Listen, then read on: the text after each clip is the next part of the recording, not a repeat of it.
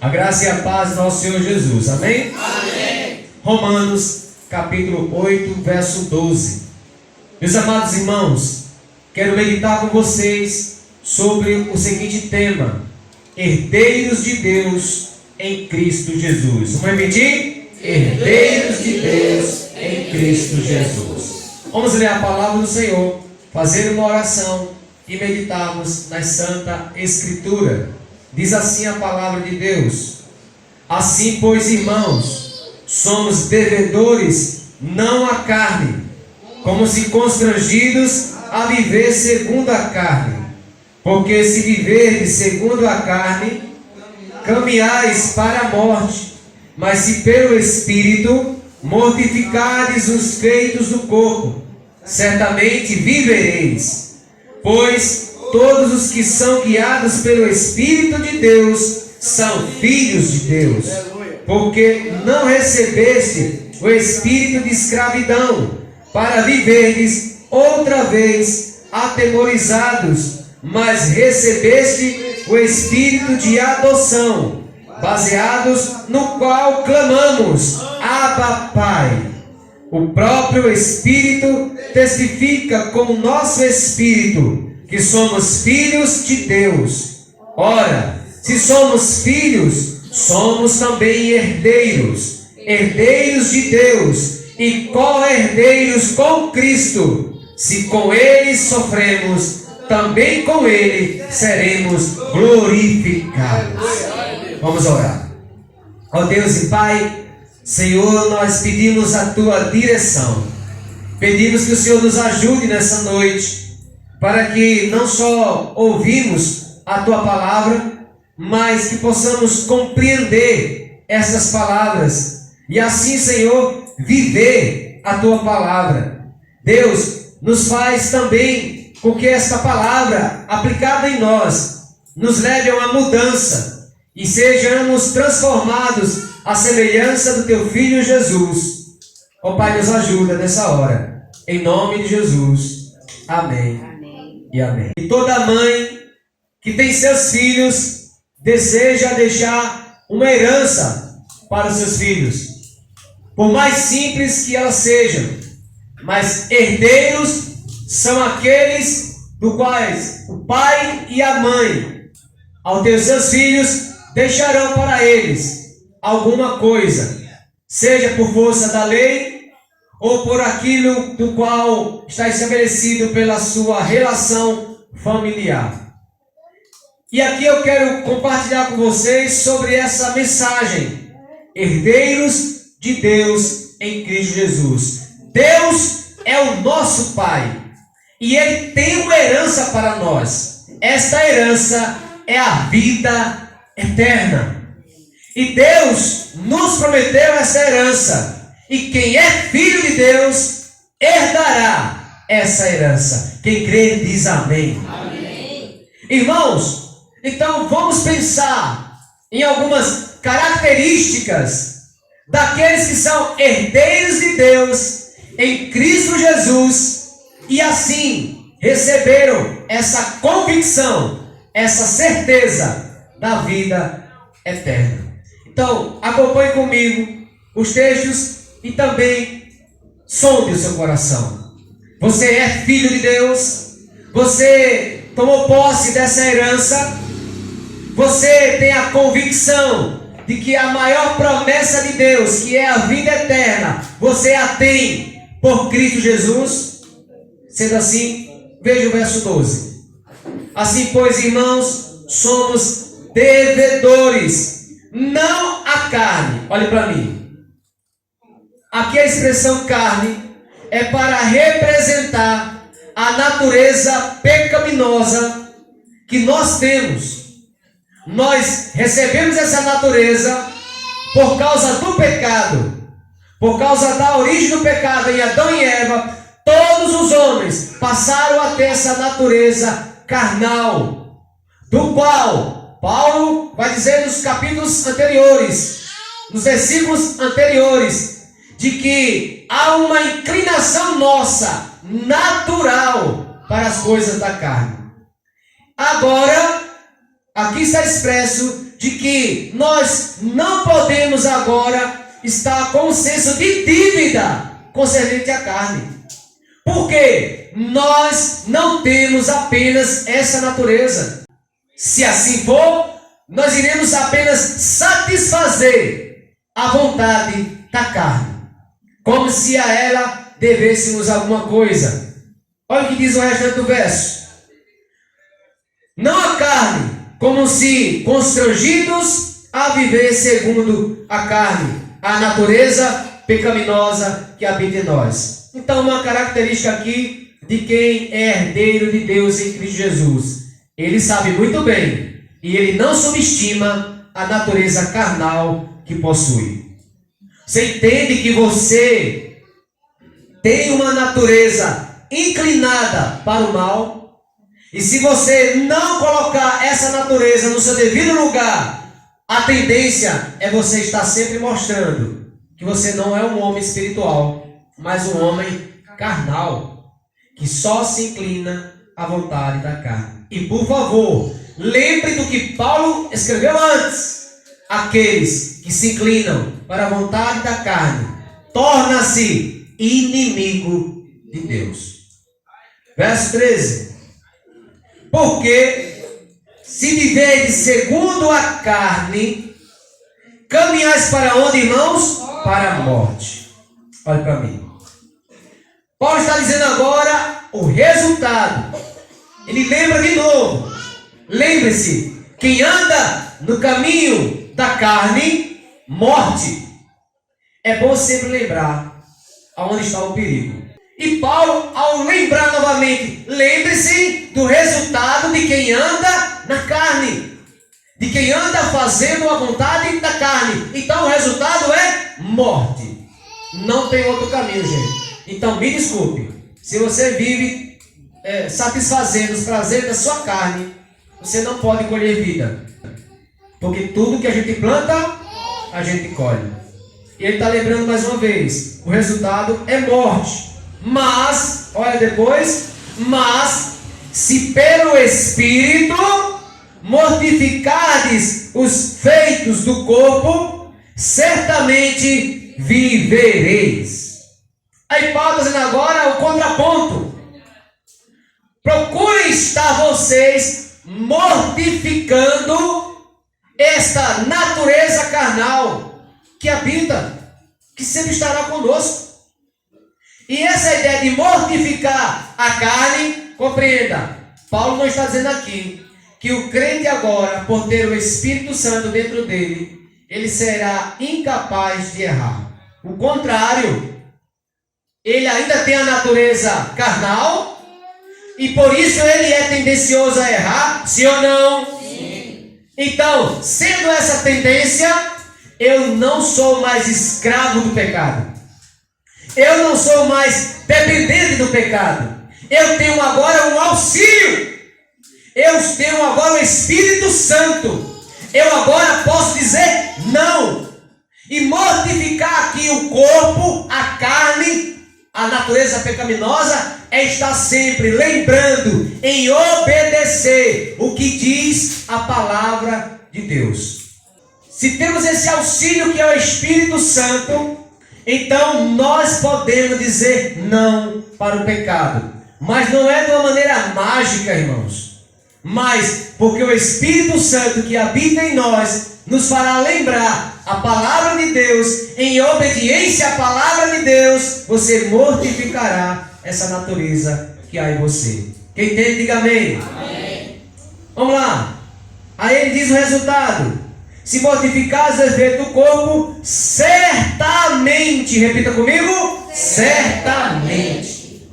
Ele não está colocando dúvida, ele não está colocando insegurança. Quem se submeter ao Espírito Santo, com certeza viverá.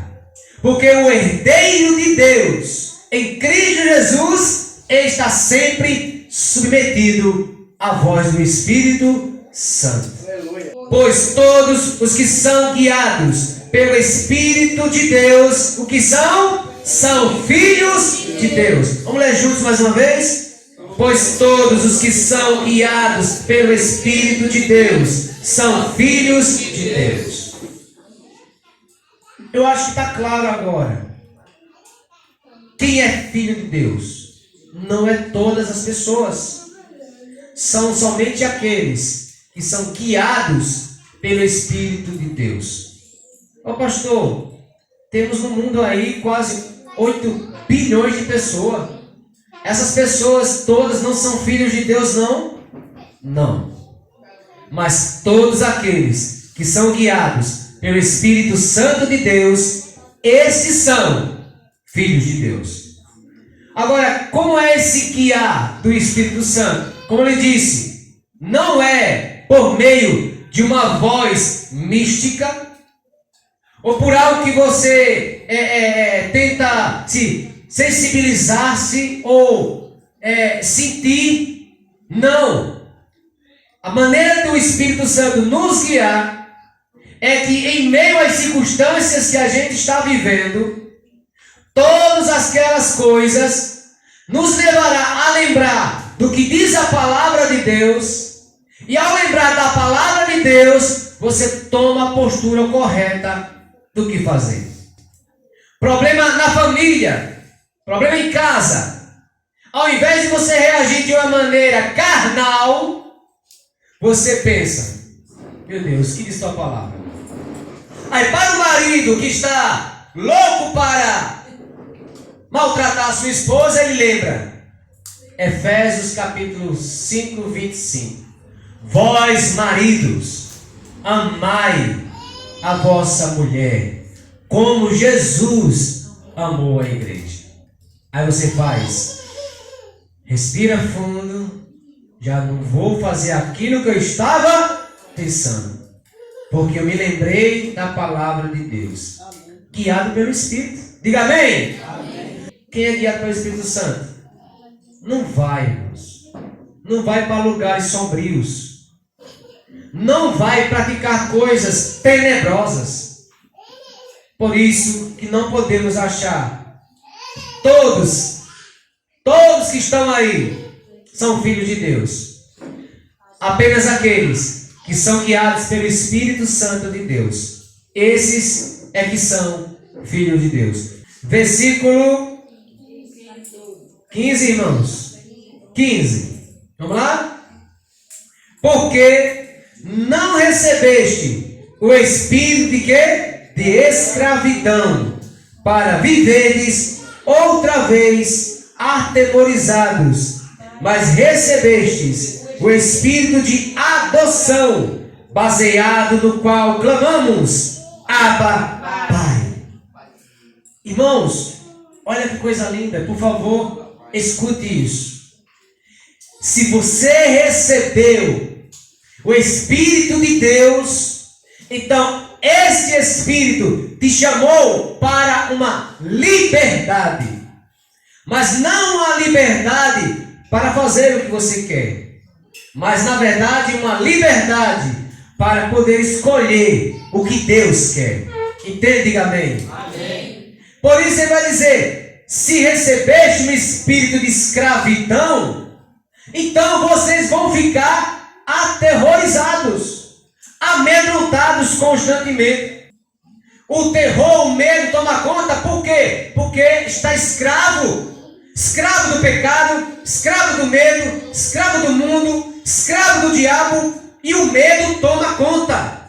Mas aqueles que estão em Deus, não ficam aterrorizados, amedrontados, porque em Deus, pelo Espírito Santo, nós temos segurança, nós temos paz, nós temos a certeza de que viveremos, certamente vivereis. Compreende, irmãos? Diga amém. Amém.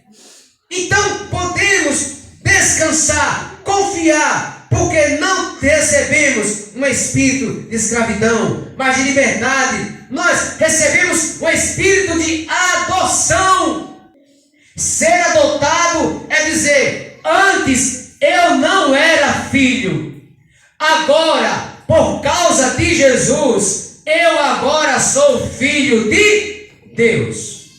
É por causa de Jesus que você e eu nos tornamos filhos de Deus. Então é por causa de Jesus, aqueles que creem em Jesus, aqueles que o recebem como seu Senhor e seu Salvador, saem do estado de abandono e se tornam agora adotados em Deus por Cristo Jesus. Entende? Diga amém. Amém. Quantos foram adotados, diga amém. Amém. E essa adoção nos leva a uma verdade. Irmãos, quem foi adotado por Deus deve buscar intimidade com seu Pai. Abba Pai traz a ideia de uma relação íntima. Filho que não tem intimidade com seu pai, sabe como é que ele chama? Oi, pai. Mas quando ele tem uma certa intimidade com o pai dele, sabe como é que ele chama? Papai. Não é assim? Paizinho. Painho. Painho. Aí eu acho tão lindo quando Esaú, desse tamanho, quase maior do que eu. Aí ele fala, ô painho. Uma coisa linda. Intimidade. Quem está entendendo, diga amém. Amém. Você deve, por ter sido adotado por Deus, busque ter uma intimidade com Deus. Conheça o seu Pai. Ou seja, como nós conhecemos o nosso Pai, diga assim, pelas Escrituras. Pelas Escrituras. Então, leia a Bíblia, escute a Bíblia, medite na Bíblia, estude a Bíblia. As Escrituras te fará você um conhecedor do Pai que te adotou.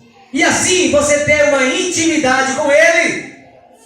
Quem não ler a Bíblia, quem não busca escutar as Escrituras, quem não estuda as Escrituras, não cresce a sua intimidade com Deus. Ore ao Deus, ao Pai que te adotou. Converse. O que é oração? É conversar com Deus. Então crie um hábito de orar ao seu Pai. O tempo não importa. Crie uma rotina. Antes de dormir, vou ler a palavra de Deus, vou fazer a minha oração simples. Deus, meu Pai, obrigado pela tua graça, obrigado pelo dia, obrigado por essa jornada de hoje. Dormirei, descansarei, pois o Senhor me abençoará enquanto eu durmo, pois amanhã é um novo dia e está nas tuas mãos a minha vida. Amém. Diga amém. Amém. Olha que oração simples. Ore a Deus, isso vai mostrar que você tem o quê? Intimidade com seu Pai. Aqui, filho que não conversa muito com o pai tem que abrir os olhos. E você não pode deixar com que seus filhos busquem intimidade com amigos. A intimidade que ele tem que ter maior é com o seu pai. Quem tem pai aqui, diga amém. Amém. Então, busque conversar mais com o seu pai.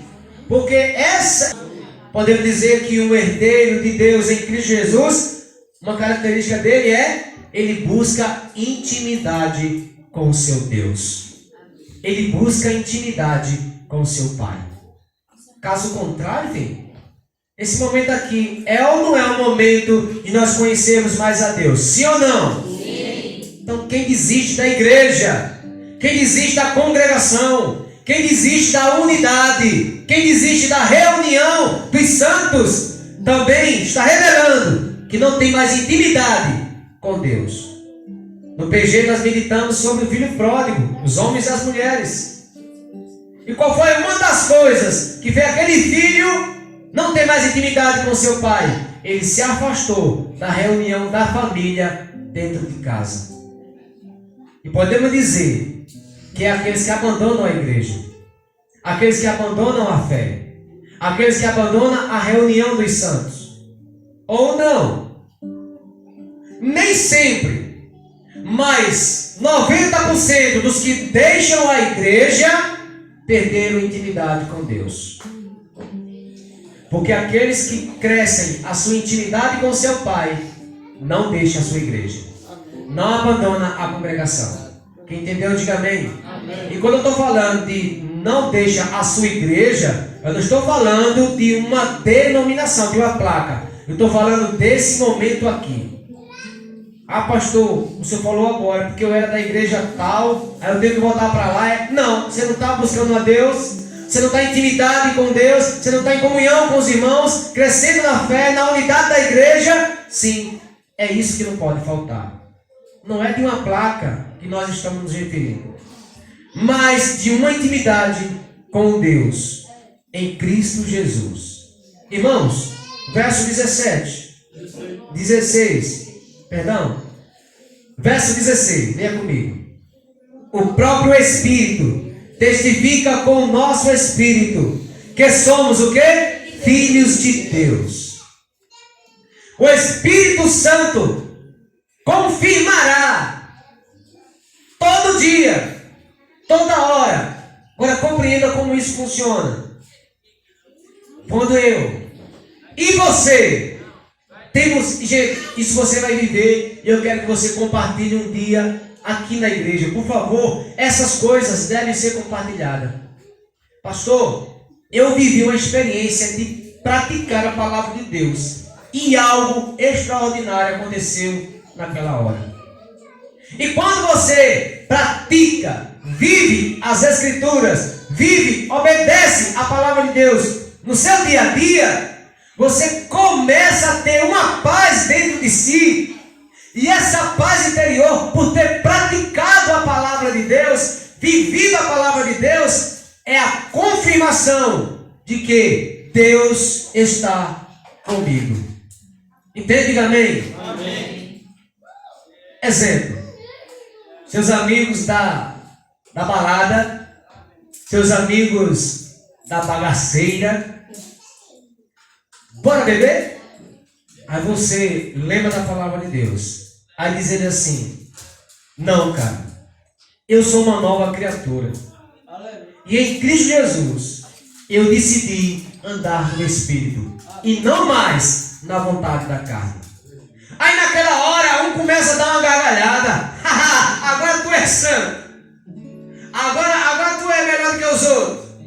Aí o outro começa a dizer: eu quero ver. Não dou 3 meses. Não dou 3 semanas. Não pode. Até a próxima festa. Deixa a primeira festa. E começa aquelas coisas estranhas. E você percebe que tudo aquilo que está acontecendo é um resultado de você viver, praticar a palavra de Deus. Aí uma alegria toma conta do seu coração, dizendo: eu sou filho de Deus. Entende? Diga amém. É quando você é tentado a adulterar, mas não adultera. É tentado a mentir, mas não mente. É tentado a furtar, mas não furta. É tentado a iludir, mas não ilude. É tentado a enganar, mas não engana. E você começa a sentir: o que está me levando a não fazer essas coisas má?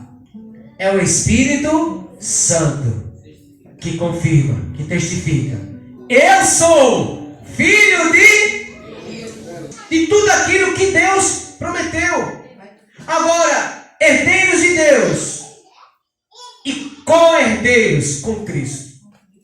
E aqui, irmãos, por favor, lembre-se: co-herdeiros porque somos herdeiros de Deus por causa de outra pessoa.